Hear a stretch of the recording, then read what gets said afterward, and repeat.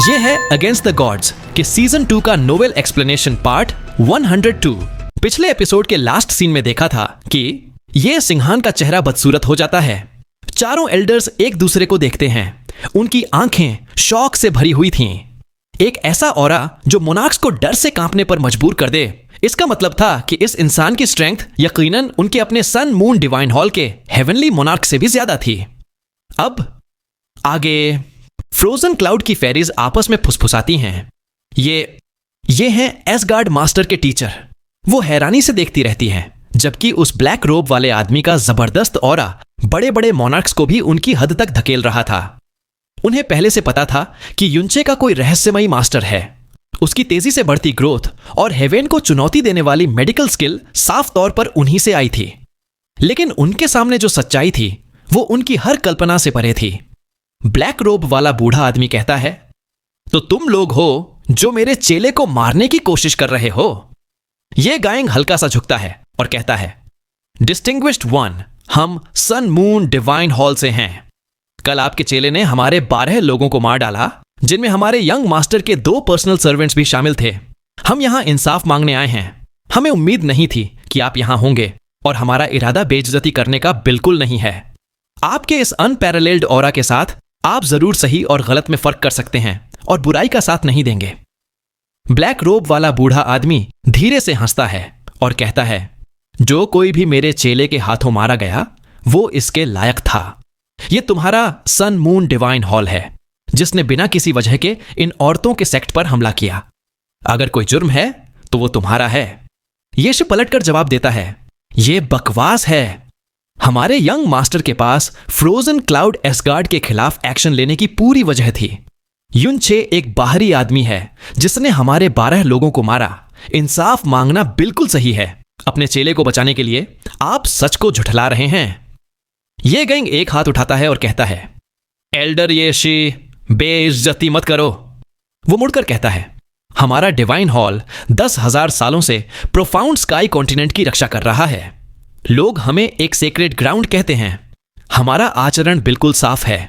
भले ही हम आपके बराबर ना हो, हम पापी कहलाए जाना स्वीकार नहीं करेंगे। और अगर आप हमें अपने चेले को बचाने के लिए मार देते हैं, वो आगे कहता है, तो दुनिया इस बात से सहमत नहीं होगी। ब्लैक रोब वाला बूढ़ा आदमी हल्के से मजाक उड़ाते हुए हंसता है और कहता है, इस कॉन्टिनेंट में कुछ भी मेरी नजरों से नहीं बचता। शायद तुम दुनिया को धोखा दे सकते हो, लेकिन मैं तुम्हारी असलियत जानता हूं। सिर्फ तुम्हारे यंग मास्टर ने जितनी औरतों को नुकसान पहुंचाया है वो एक ऐसा पाप है जिसे हेवेन भी बर्दाश्त नहीं करेगा। ये गायंग अपनी सांस को काबू में करता है और कहता है, हम आपके शब्द हमारे हॉल मास्टर तक पहुंचा देंगे। ये हम्बल इंसान काफी समय से दुनियावी मामलों से दूर रहा है। क्या मैं पूछ सकता हूं कि ये डिस्टिंग्विश्ड वन कहां से हैं? ब्लैक रोब वाला बूढ़ा आदमी आह भरता है और कहता है, मेरा नाम कब का धूल में मिल चुका है। ये फानी दुनिया बहुत बड़ी है और झगड़े कभी खत्म नहीं होते। मैंने कसम खाई थी कि मैं इसमें खुद को फिर से गंदा नहीं करूंगा। तुम सबको यहां से चले जाना चाहिए। मुझे अपनी कसम तोड़ने और जान लेने पर मजबूर मत करो। वहां जमा हुए मोनार्क्स एक दूसरे को देखते हैं। जैसे ही उन पर से वो कुचलने वाला प्रेशर कम होता है, यहां तक कि फ्रोजन क्लाउड की फेरिया के चेहरे पर भी हल्की सी निराशा और चिंता दिखती है। उनके लिए उसका अपना नाम बताने से इनकार करना और चले जाने के लिए कहना सन मून डिवाइन हॉल के डर जैसा लग रहा था। ये ज़्वान्युन आगे बढ़ता है और एक फीकी मुस्कान के साथ कहता है, हम अपने यंग मास्टर के मरे हुए सर्वेंट्स के लिए इंसाफ मांगने आए थे। अगर हम कुछ शब्दों की वजह से चले गए तो हम अपनी ही नजरों में गिर जाएंगे। इसके अलावा एक सच्चा पीयरलेस एक्सपर्ट अपना नाम नहीं छुपाएगा या हमें जल्दी जाने को नहीं कहेगा। इतना अनबिलीवेबल ऑरा शायद किसी स्पेशल आर्टिफैक्ट का कमाल हो। यशुरन अपनी आंखें सिकोड़ता है और कहता है, हमने सन मून सेक्रेड आर्क का इस्तेमाल करके हजारों किलोमीटर का सफर तय किया है। अगर हमने उसे अब जाने दिया तो हमारी सारी इज्जत मिट्टी में मिल जाएगी और दुनिया हम पर हंसेगी। ब्लैक रोब वाला बूढ़ा आदमी कहता है, तो तुम्हारा इरादा क्या है? क्या तुम मुझे फिर से मारने पर मजबूर करोगे? ये गोइंग धीरे से बोलता है, हमारी ऐसी हिम्मत नहीं। हमें अपनी जान प्यारी है।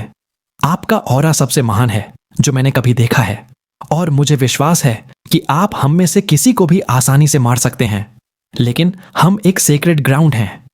हमारे यंग मास्टर यहां 4 एल्डर्स के साथ खड़े हैं। अगर हम सिर्फ शब्दों पर पीछे हट गए तो हमारे सेक्ट की शान खत्म हो जाएगी। हालांकि हम मानते हैं कि हम आपका मुकाबला नहीं कर सकते और युनचे को मारना शायद नाकाम हो जाएगा। इसलिए एक प्रस्ताव है, एल्डर ये शी आपसे स्पार करेंगे। आपकी स्ट्रेंथ के साथ आप उन्हें आसानी से हरा सकते हैं। हम अपनी हार मान लेंगे और चले जाएंगे, जिससे हमारी शान और आपकी न मारने की कसम दोनों बच जाएंगी। किसी को चोट नहीं लगेगी और रिश्ते भी बरकरार रहेंगे। यकीनन इतने परफेक्ट प्लान को मना नहीं किया जाएगा। येशी आगे बढ़ता है और एक सख्त मुस्कान के साथ कहता है, ये हम्बल इंसान येशी है, सन मून डिवाइन हॉल का 15वां एल्डर। मैं आपकी अनोखी ताकत का अनुभव करना चाहता हूं। अगर आप मुझे हरा देते हैं तो हम तुरंत चले जाएंगे और फिर कभी आपके सामने नहीं आएंगे। मैं इस डिस्टिंग्विश्ड वन से दया दिखाने की भीख मांगता हूं। ब्लैक रोब वाला बूढ़ा आदमी धीमी हंसी हंसता है और कहता है, जब तुम्हारा इरादा यही है तो मैं इसे स्वीकार करता हूं। ब्लैक रोब वाला बूढ़ा आदमी अपना बायां हाथ उठाता है। उसके राइट हाथ की हथेली में एक मुट्ठी के साइज की आइसी ब्लू फ्लेम बिना आवाज के अपीयर होती है। वो कहता है, लेकिन हमें स्पार करने की जरूरत नहीं है। बूढ़ा आदमी आगे कहता है, तुम्हें सिर्फ इस छोटी सी स्टारफायर को रोकना है और मैं यहां से चला जाऊंगा और कभी तुम्हारे सनमून डिवाइन हॉल के मामलों में दखल नहीं दूंगा।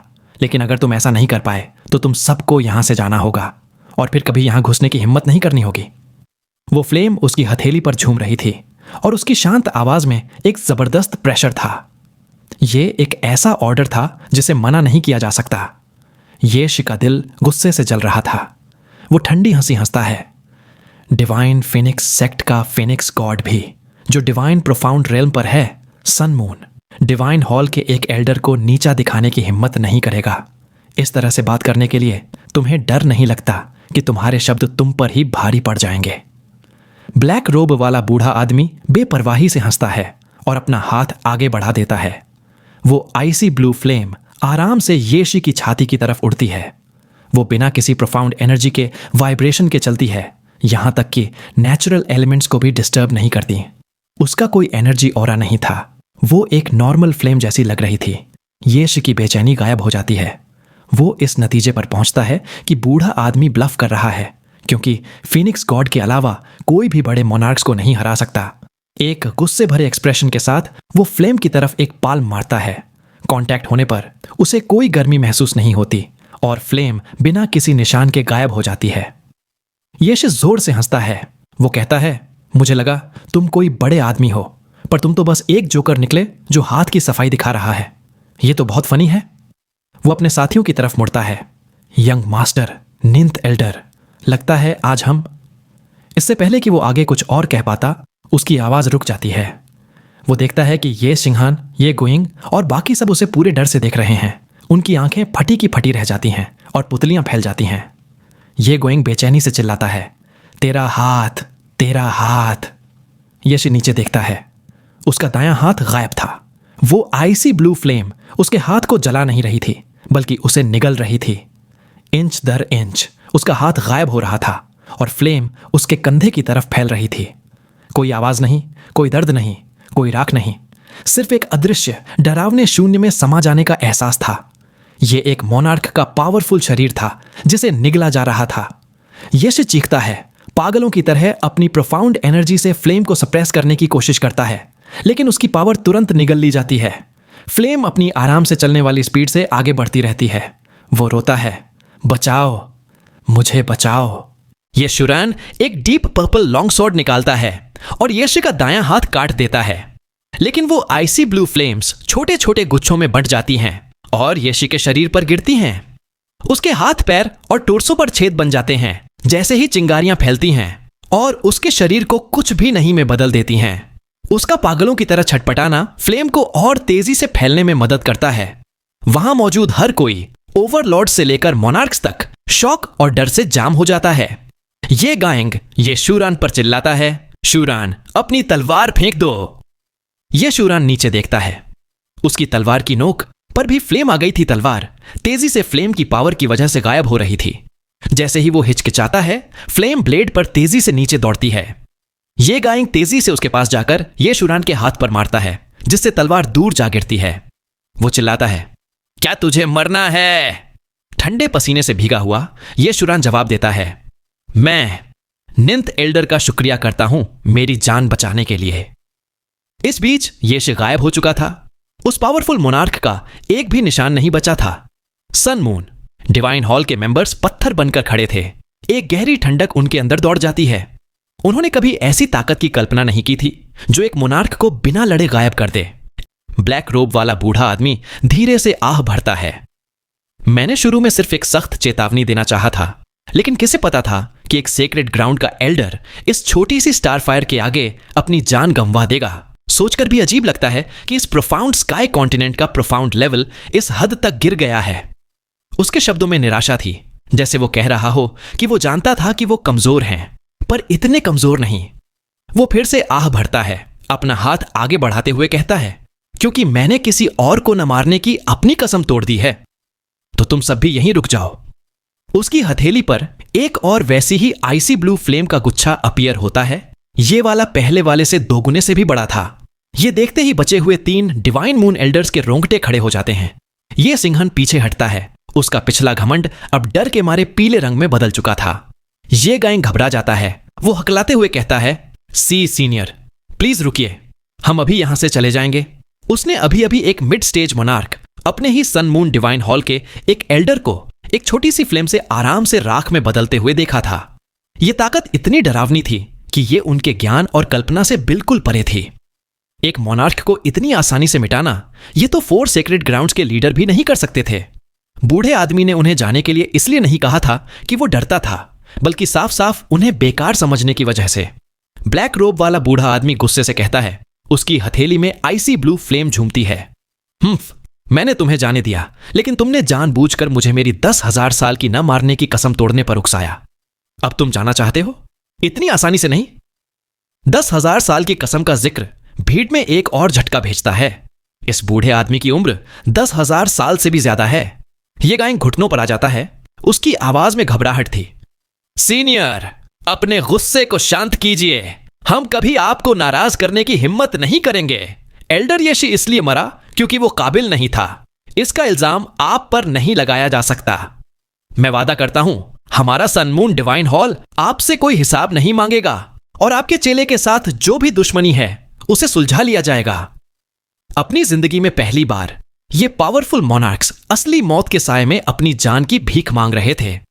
ब्लैक रोब वाला बूढ़ा आदमी नफरत से हंसता है। हिसाब नहीं मांगेगा? क्या तुम्हें लगता है मैं सन मून डिवाइन हॉल से डरता हूं? मेरी नजरों में तुम्हारे पूरे सेक्ट को बर्बाद करना उतना ही आसान है जितना हाथ हिलाना। ये शब्द जो आमतौर पर हंसने लायक होते, अब उन्हें गहरी दहशत से भर देते हैं। ये गायंग पागलों की तरह बहस करता है कि क्योंकि येशी की मौत अनजाने में हुई थी, कसम अभी तक नहीं टूटी है, लेकिन अगर अब उन्हें मारा गया तो वो जरूर टूट जाएगी। वो गिड़गिड़ाता है, सीनियर एक अनपैरेलल्ड मास्टर हैं। आपको हम जैसे मामूली लोगों के लिए अपनी कसम तोड़ने और अपने साफ दिल को मैला करने की कोई जरूरत नहीं है। ब्लैक रोब वाला बूढ़ा आदमी उसकी बात काटते हुए कहता है, और कुछ मत कहो। वो अपनी हथेली पीछे खींचता है और आइसी ब्लू फ्लेम गायब हो जाती है। तुम सब जा सकते हो, यहां फिर कभी मत आना। जैसे कि वो मौत के मुंह से बच निकले हों, यह गायंग कांपते हुए पूछता है, सीनियर, क्या आप हमें अपना महान नाम बताने की कृपा करेंगे? भविष्य में मेरा सन मून डिवाइन हॉल पीछे हट जाएगा और आपसे दूरी बनाए रखेगा। ब्लैक रोब वाला बूढ़ा आदमी धीरे से कहता है, मेरा नाम इस दुनिया में काफी समय से नहीं है। मेरा नाम ड्यूओचियन है, हेवन सीजर। जैसे ही वो भागने के लिए मुड़ते हैं, उनके पीछे से एक गहरी आवाज आती है। युनचे चिल्लाता है, रुको! मोनाक्स जम जाते हैं। उनकी पीठ पर ठंड की लहर दौड़ जाती है। लेकिन इससे पहले कि युनचे कुछ और कह पाता, ब्लैक रोब वाले बूढ़े आदमी की शांत आवाज बीच में आती है, चेयर, ज्यादा कहने की जरूरत नहीं है। उसके अगले शब्द युनचे के लिए एक लेक्चर थे, लेकिन वो असल में सन मून डिवाइन हॉल के मेंबर्स के लिए थे। मास्टर जानता है कि तुम उनसे नफरत करते हो, लेकिन तुम्हें बदला लेने के लिए अपनी खुद की ताकत का इस्तेमाल करना होगा, मेरी नहीं। 6 साल पहले तुम एक अपाहिज थे। मैंने तुम्हारी प्रोफाउंड वेन्स ठीक की और तुम्हें 3 साल तक गाइड किया, जब तक कि 7 नेशंस में कोई तुम्हारा मुकाबला न कर सके। 3 साल पहले मैं तुम्हें प्राइमोर्डियल प्रोफाउंड आर्क से वापस लाया। अब तुम पहले से ही एक मोनार्क से लड़ सकते हो। अगले 3 सालों में तुम उनमें से किसी को भी सिर्फ हाथ हिलाकर मार सकोगे, और उसके 3 साल बाद पूरा सन मून डिवाइन हॉल तुम्हारे कदमों के नीचे होगा। ये शब्द सन मून डिवाइन हॉल के मेंबर्स पर एक न बयान किए जा सकने वाले झटके की तरह पड़ते हैं। अब उन्हें डरावनी सच्चाई समझ आती है। युनचे का सिर्फ 6 साल में एक अपाहिज से एक मोनाक लेवल के कल्टीवेटर तक का सफर इस भयावह मास्टर की वजह से था। और यह मास्टर स्पेस में प्राइमोडियल प्रोफाउंड आर्क से आ और जा सकता था, एक ऐसी ताकत जो उनकी समझ से परे थी। यह सिंघन को पकड़कर यह गैंग आसमान में भाग जाता है, एक पल भी रुकने की हिम्मत नहीं करता। बूढ़े आदमी की भविष्यवाणी एक श्राप की तरह गूंजती है। उसे एहसास होता है कि युनचे से दुश्मनी करना उनकी जिंदगी की सबसे बड़ी गलती थी। सन मून डिवाइन हॉल के बचे हुए 19 लोग अपनी जान बचाकर सन मून सेक्रेड आर्क में घुस जाते हैं। आर्क का दरवाजा बंद होता है और वो तेजी से होराइजन की तरफ निकल जाता है। देखते ही देखते घनी बर्फबारी में गायब हो जाता है। अपने पीछे वो बस एक ठंडी हवा का झोंका छोड़ जाता है। वो लोग यहां कुल 20 लोग आए थे, जिनमें उनका यंग मास्टर, 4 ग्रेट एल्डर्स और 15 जबरदस्त प्रोटेक्टरेट्स शामिल थे।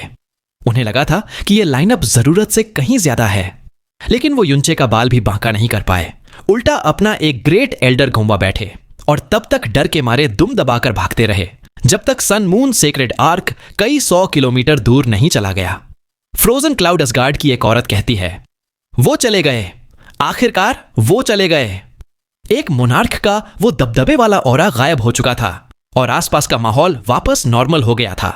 सन मून सेक्रेड आर्क को घबराकर भागते देखने के बाद फ्रोजन क्लाउड असगार्ड की सभी विमेन हवा में तैर रहे उस ब्लैक रोब्ड बूढ़ा आदमी को हैरानी से ऐसे देख रही थीं जैसे वो कोई देवता हो। मुरोंग चेंगसुई आगे बढ़ती है और कहती है, जूनियर मुरोंग चेंगसुई, फ्रोजन क्लाउड असगार्ड की तरफ से सीनियर का उनकी इस मेहरबानी के लिए शुक्रिया अदा करती है। वो ब्लैक रोब्ड बूढ़ा आदमी कमजोर सी हंसी हंसता है। सीनियर मास्टर मुरोंग, आप मुझे सीनियर बुला रही हैं? मैं इसके काबिल नहीं। उस आदमी की आवाज सुनकर मुरोंग चेंगसुई हक्की बक्की रह जाती है। हैरान होकर वो अपना सिर उठाकर उस ब्लैक क्लोथ्ड फिगर को देखती है। उसके पीछे खड़ी फ्रोजन क्लाउड असगार्ड की बाकी औरतें भी पत्थर बन चुकी थीं। उस आवाज में नहीं वो पहले जैसी गहराई थी, न वो बेरुखाई और न ही वो बुढ़ापा। ये साफ साफ युनचे की आवाज थी। वो ब्लैक रोब्ड बूढ़ा आदमी एक लंबी सांस छोड़ता है। उसकी बॉडी बुरी तरह से फ्लिकर करती है और वो धड़ाम से नीचे बर्फीली जमीन पर आ गिरता है। एक जवान लड़का घबराहट में चिल्लाता है, आह बिग ब्रदर। वो आदमी जो युनचे बना हुआ था जल्दी से उस ब्लैक रोब्ड बूढ़ा आदमी के पास जाकर उसे उठाने में मदद करता है। उस बूढ़े आदमी की बॉडी से अब वो जमीन हिला देने वाला प्रेशर गायब हो चुका था और वो इतना कमजोर लग रहा था जैसे मरने के करीब हो। मुरोंग चेंगसुई और बाकी सब परेशानी में एक दूसरे को देखते हैं। मूलानी धीरे से पूछती है, असगार्ड मास्टर, ये सब कैसे हुआ? सीनियर, वो नकली। युनचे अपना हाथ हिलाता है और हकलाते हुए कहता है, नहीं, ऐसा नहीं है। मैं असगार्ड मास्टर नहीं हूं। बिग ब्रदर असगार्ड मास्टर हैं। वो बिग ब्रदर हैं। उस ब्लैक रोब्ड बूढ़े आदमी के कपड़े हटाए जाते हैं और उनके नीचे से युनचे का पीला पड़ा चेहरा सामने आता है। वो जमीन पर अधमरी हालत में पड़ा भारी सांसें ले रहा था।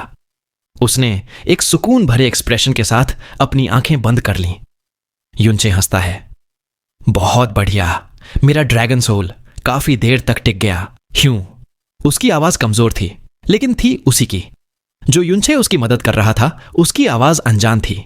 इस दूसरे युनचे ने जल्दी से अपने चेहरे को पोंछा, जिससे उसका असली चेहरा सामने आ गया। शोयुन चिंता से कहता है, बिग ब्रदर, आपको ठीक रहना होगा। आपका ऑरा ये इतना वीक कैसे हो गया? युनचे अपना सिर हिलाता है और कहता है, मैं ठीक हूं। मैंने बस अपनी एनर्जी जरूरत से ज्यादा इस्तेमाल कर ली है। मैं बस थक गया हूं। थोड़ा आराम करने के बाद ठीक हो जाऊंगा। वो ब्लैक रोब्ड आदमी जिसने सन मून डिवाइन हॉल को डरा दिया था, वो युनचे था, और युनचे एक अनजान शख्स। फ्रोजन क्लाउड असगार्ड की सारी औरतें बेवकूफों की तरह युनचे और शाओयुन को देखती रह जाती हैं। चुयुली हैरानी से पूछती है, असगार्ड मास्टर, ये सब कैसे हुआ? युनचे, जिसका प्रोफाउंड ऑरा अब शांत हो रहा था, शाओयुन के कंधे का सहारा लेकर मुश्किल से उठता है। युनचे कहता है, ये मेरा मुंह बोला भाई है। शाओयुन, ये मेरा भेस बदले हुए था। जब मैं प्रोफाउंड आर्क में गायब हुआ तो जो मैं आप लोगों ने बाहर आते देखा वो यही था। शाओयुन हकलाते हुए अपना सिर उठाने की हिम्मत नहीं कर पाता। आप सब फेरी सिस्टर्स, और सीनियर सिस्टर्स, मेरा नाम शाओयुन है। वो स्नो फेरीज जैसी इतनी सारी औरतों के सामने घबरा गया था। अगर उसने खुद न देखा होता तो वो कभी विश्वास न करता कि ऐसी जादुई जगह भी एग्जिस्ट करती है। युनचे हंसता है और कहता है, जहां तक मेरे सो कॉल्ड मास्टर की बात है तो वो शुरू से मैं ही था। ये सब बस एक दिखावा था। युनचे मुस्कुराते हुए समझाता है, मैंने एक स्पेशल टेक्निक का इस्तेमाल करके इतना इंपोजिंग ऑरा पैदा किया था। वो स्टार फायर जिसने येशी को मारा वो मैंने कुछ घंटे पहले ही तैयार कर ली थी। बाकी सब कुछ मैंने उन्हें डराने के लिए बस मनगढ़ंत कहानी बनाई थी। वो पावर जिसने सन मून डिवाइन हॉल को डरा दिया था वो युनचे के ड्रैगन सोल से आ रही थी। उसने अपनी पूरी ताकत लगा दी थी इसकी जबरदस्त पावर को रिलीज करने के लिए। भले ही वो इसकी पूरी पोटेंशियल को अनलीश नहीं कर सकता था, लेकिन जितना थोड़ा सा वो मैनेज कर पाया वो गॉड लेवल पावर थी जो ताकतवर मोनार्क्स को भी कांपने पर मजबूर करने के लिए काफी थी। इसमें खर्च हुई एनर्जी बहुत ज्यादा थी और उसे खुद नहीं पता था कि वो इसे कितनी देर तक बनाए रख पाएगा। ये एक सफल जुआ था। वो आइस ब्लू फ्लेम जिसने सन मून डिवाइन हॉल को खौफ में डाल दिया था वो आइस फ्लेम थी जो उसके फ्रोजन एंड डिवाइन आर्ट्स और फीनिक्स फ्लेम्स का फ्यूजन थी। इसे बनाने के लिए काफी लंबा वक्त और बहुत ज्यादा कंसंट्रेशन की जरूरत थी, जिस वजह से इसे डायरेक्ट कॉम्बैट में इस्तेमाल नहीं किया जा सकता था। आइस फ्लेम के जो 2 क्लस्टर्स उसने इस्तेमाल किए थे वो उसने पहले से ही फ्रोजन एंड डिवाइन हॉल में तैयार कर रखे थे। युनचे ही अकेला था जो आइस फ्लेम बना सकता था और उसे संभाल सकता था। वो उनके आते ही इसे रिवील नहीं कर सकता था क्योंकि इससे एक एब्सोल्यूटली स्ट्रांग और अनप्रोवोकेबल मास्टर की इमेज खराब हो जाती। उसने आइस फ्लेम को एक स्पेशल कंटेनर में स्टोर किया था, स्काई पॉइजन पर्ल। क्योंकि पर्ल उसकी बॉडी का हिस्सा था वो आइस फ्लेम को होल्ड कर सकता था। फिर भी वक्त के साथ फ्लेम की पावर कम हो जाती। जिसने येशी को मारा था वो उसके बनाए पहले बैच की थी और अपनी आधे से ज्यादा पावर खो चुकी थी। ड्रैगन सोल का प्रेशर डराने के लिए तो काफी था, लेकिन उन्हें भगाने के लिए नहीं। आइस फ्लेम उसका ट्रम्प कार्ड था। एम्परर प्रोफाउंड रेल्म पर होने के बावजूद उसका मानना था कि कोई सॉवरेन भी इसे पूरी तरह से रेजिस्ट नहीं कर सकता। फ्लेम का खौफ उसकी उम्मीदों से कहीं ज्यादा निकला। उसने सोचा था कि यह बस एक एल्डर को घायल करेगा जिससे उनमें डर पैदा हो। उसने कभी सोचा भी नहीं था कि ये 4 ग्रेट एल्डर्स में से एक को बिना किसी रेजिस्टेंस के पल भर में राख कर देगा। ये इविल गॉड की लॉ डिफाइंग पावर थी जिसने आइस और फायर को एक भयावह डिग्री तक कंबाइन कर दिया था। इससे पैदा हुई एनर्जी ने सन मून डिवाइन हॉल के वर्ल्ड डिफाइंग एल्डर्स के चेहरों पर हवाइयां उड़ा दी। उनकी आवाज कांपने लगी और वो पागलों की तरह अपनी जान बचाकर भागे। चुयुएली बड़बड़ाती है, तो ऐसी बात थी। उसका एक्सप्रेशन और भी हैरान हो गया। यह सब बस एक दिखावा था जो अकल्पनीय टेक्निक्स से बनाया गया था। फंग हन्युए अपने हाथ जोड़ते हुए कहती है, चाहे यह कैसे भी हुआ हो, सन मून डिवाइन हॉल के वो गुंडे डर कर भाग गए हैं। फंग हंगशुए सिर हिलाती है और कहती है, भले ही यह नकली था, लेकिन असगार्ड मास्टर बहुत अमेजिंग हैं। वो लोग इतनी बुरी तरह डर गए थे कि शायद अब वापस आने की हिम्मत नहीं करेंगे, है ना? युनचे जवाब देता है, हां, कम से कम जब तक उन्हें सच्चाई का पता नहीं चलता उनमें वापस आने की हिम्मत नहीं होगी। इंसान जितना पावरफुल होता है उसे मौत से उतना ही डर लगता है। आने वाले वक्त में यह जगह सबसे सुरक्षित जगह होगी। मुरोंग चेंगशुए धीरे से चिल्लाती है, एसगार्ड मास्टर। वो उसे सहारा देने के लिए आगे बढ़ती है। एसगार्ड मास्टर बहुत कमजोर हैं, जल्दी से उन्हें आराम करने के लिए फ्रोजन पैलेस ले चलो। सर श्याओ, आप भी प्लीज साथ चलिए। शाओयुन घबराते हुए अपना हाथ हिलाता है, नहीं नहीं, मैं अंदर नहीं आऊंगा। बिग ब्रदर ने मुझे बताया था कि फ्रोजन क्लाउड एसगार्ड में मेल्स नहीं आते। जुनलियांग रिलैक्स्ड होकर कहती है, भले ही हमारे एसगार्ड में मेल विजिटर्स कम ही आते हैं, लेकिन सर श्याओ एसगार्ड मास्टर के मुंह बोले भाई हैं और हमारे पैलेस के अजीज मेहमान हैं। आपने हमारे दुश्मनों को भगाने में मदद की और हमारे उपकारी हैं। प्लीज हमें अपनी दोस्ती निभाने का मौका दें। शाओयुन मदद के लिए युनचे की तरफ देखता है, लेकिन पता है कि वो मेडिटेटिव स्टेट में जा चुका है। कोई और चारा न देखकर शाओयुन अपना माथा खुजाता है। शाओयुन शर्माते हुए कहता है, ठीक है, तो फिर मुझे आपको तकलीफें देनी पड़ेगी। सन मून सेक्रेड आर्क तेजी से दूर चला गया और देखते ही देखते उस विशाल बर्फीले इलाके को सैकड़ों मील पीछे छोड़ गया। ब्लू विंड नेशन से बाहर निकलते ही सन मून डिवाइन हॉल के मेंबर्स ने आखिरकार सुकून की सांस ली और अपने माथे से ठंडा पसीना पोंछा। यह ज़ुआनयुन डर से कहता है, मुझे बिल्कुल अंदाजा नहीं था कि इस दुनिया में असल में कोई इतना भयानक भी हो सकता है। यह गैंग एक आह भरता है। प्रोफाउंड स्काई कॉन्टिनेंट का इलाका बहुत बड़ा है। शायद हम सच में बस कुएं के मेंढक बने हुए थे। उसे उस डरावने ब्लैक रोब्ड बूढ़े आदमी की याद आती है और उसे ऐसा लगता है जैसे वो अभी अभी नरक के दरवाजे से होकर आया हो। यह सिंघन नफरत से चिल्लाता है, यह तो हद है। फीनिक्स गॉड के अलावा कोई भी मेरे फादर के लेवल को पार नहीं कर सकता। ऐसा कोई शख्स अचानक से कहीं से कैसे टपक सकता है जिसके बारे में किसी को कुछ पता ही ना हो। यह गायक धीरे से कहता है, यंग मास्टर प्लीज शांत हो जाइए। जब कोई ऐसे लेवल पर पहुंच जाता है तो अगर वो अनजान रहना चाहे तो कोई उसे ढूंढ नहीं सकता। आपको याद है वो कैसे प्रकट हुआ था? उसके ऑरा का कोई नामो निशान नहीं था और फिर अचानक उसका ऑरा पूरे आसमान पर छा गया और वो हवा में प्रकट हो गया। यह सिंघन अपने दांत पीसता है और कहता है, ऑटोनोमस वर्ल्ड। यह गायक तारीफ के साथ कहता है, सही कहा।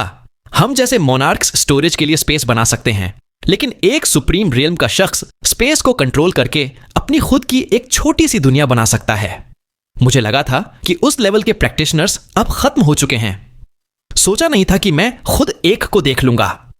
यह शुरैन कांप जाता है यह याद करके कि कैसे यीशु उस आदमी की उंगलियों के एक मामूली इशारे से राख हो गया था। वो कांपती हुई आवाज में कहता है, अगर वो हमें मारना चाहता तो यह उसके लिए छुटकी बजाने जैसा काम था। जब उसने हमारे सन मून डिवाइन हॉल को कुछ नहीं समझा तब वो हवा में बातें नहीं कर रहा था।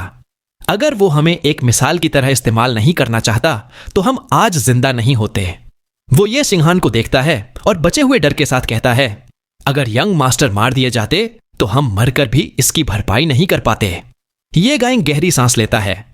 मुझे लगता है उसे हम पर अटैक करने में कोई इंटरेस्ट ही नहीं था। येशु को मारना भी बस एक एक्सीडेंट था।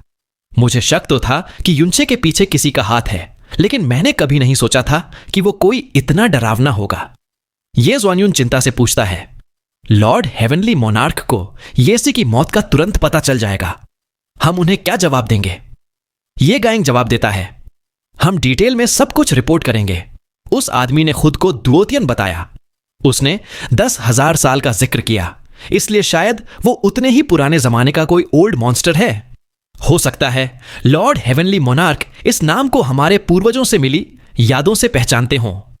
यह गायक सिंघन की तरफ मुड़ता है और गंभीरता से कहता है, यंग मास्टर आपको सहना सीखना होगा। युनचे से दुश्मनी करना अक्लमंदी का फैसला नहीं है। उसके पीछे इतने बड़े बैकर और उसकी खुद की हैरान कर देने वाली ग्रोथ को देखकर उसका यह दावा कि वो 3 साल में हमारे पूरे हॉल को रौंद सकता है शायद खोखले शब्द न हो। यह ज़्वान्युन भारी एक्सप्रेशन के साथ कहता है, इसीलिए जब तक हमें यकीन न हो जाए कि हम उसके बैकर को हिला सकते हैं, हमें उससे दुश्मनी नहीं मोल लेनी चाहिए। हमें तो कोशिश करनी चाहिए कि इस नफरत को खत्म कर दें। इस मामले को हल्के में नहीं लिया जा सकता। यह गायक बात खत्म करता है, हमें तुरंत डिवाइन हॉल लौटना चाहिए और लॉर्ड हेवनली मोनार्क को फैसला करने देना चाहिए कि इससे कैसे निपटना है। सन मून डिवाइन हॉल का सामना ड्रैगन सोल एक्टिव करके करना युनचे की मेंटल एनर्जी पर बहुत भारी पड़ा था। वैसे तो एक नॉर्मल प्रैक्टिशनर को ठीक होने में हफ्तों लग जाते और शायद उसके इरिवर्सिबल साइड इफेक्ट्स भी हो जाते, लेकिन युनचे का ड्रैगन गॉड ओरिजिन सोल उसे बहुत तेजी से रिकवर होने में मदद करता है।